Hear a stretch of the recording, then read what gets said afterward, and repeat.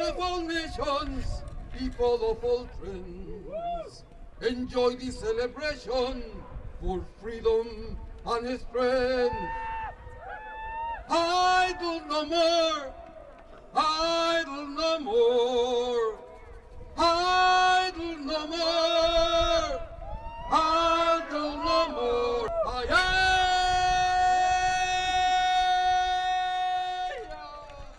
As Parliament resumed Monday, hundreds of supporters of the Idle No More movement braved the call to take part in a protest at Parliament Hill.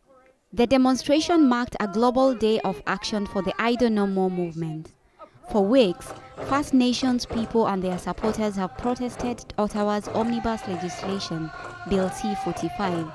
Critics say that, among other effects, the bill reduces the number of environmental assessments required for resource development across the country. Idle No More supporters say that the new act by the Conservative government will fast-track the construction of the Northern Gateway Pipeline project, which will connect the Alberta tar sands with the Pacific Ocean. Chief Isadore Day was among the protesters who braved the freezing wind and snow on Monday. He says Idle No More wants the government to consult with First Nations on issues like the pipeline that directly affect them. We want the government to stop, to heed the voice of the people, to begin a process where it gets down to the grassroots level and where it's actually listening to people. But the movement is in a period of transition.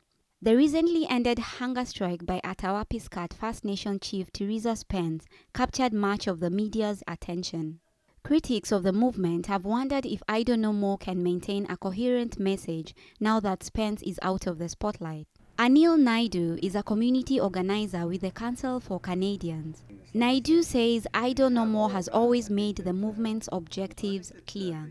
The founders of Idle No More, who we work closely with, and of course it's a very diverse movement, have been very clear about their goals, and I think that it's the media that is doing a bit of trying to equate it to Occupy. They're very clear that they want a nation-to-nation relationship that was the original founding principles of the treaties that have been signed across the country, and they're also very clear about Bill C-45 and C-38, the omnibus legislation that is undermining decades of environmental protection. Even though the mission of Idle No More is clear, its leadership is not.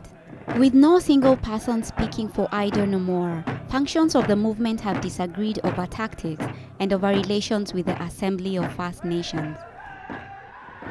Keith Beardsley is a strategist with True North Public Affairs in Ottawa. He says that Idle No More will need a defined structure if it's going to survive. Well, the biggest problem with any movement, grassroots, where you have no sort of organized leadership, is that in politics, when there's a vacuum, somebody moves in. So their problem right now will be who becomes the leader, who becomes, the official spokesperson. Right now it's this group, that group, it's another group, all sorts of different ones, regional protests, what have you.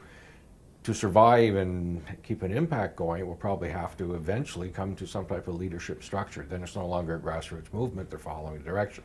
Some experts worry that the government may repeat the mistakes it made with the residential school system in its response to Idle No More. Dr. Mary Wilson is a commissioner for the Truth and Reconciliation Commission.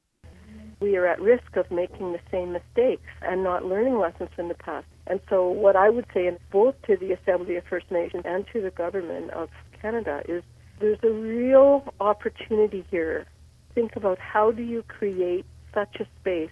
Otherwise it becomes a meeting that has to be begged for or demonstrated for or hunger-struck for. But Beardsley says the biggest challenge for the government will be finding the right approach to satisfying the demands of the movement. They've got to deliver. They have a problem on their hands. They have to find a way to solve some of this. Certainly on the treaty rights and negotiations, there's something they can do there which will satisfy a percentage of the Idle No More movement's followers. Until Idle No More receives a direct response from the government, they plan to continue their protests. But the movement may need to undergo some major restructuring if it wants to move from outdoor protests to formal negotiations. In Ottawa, I'm Wairimu, Gitau.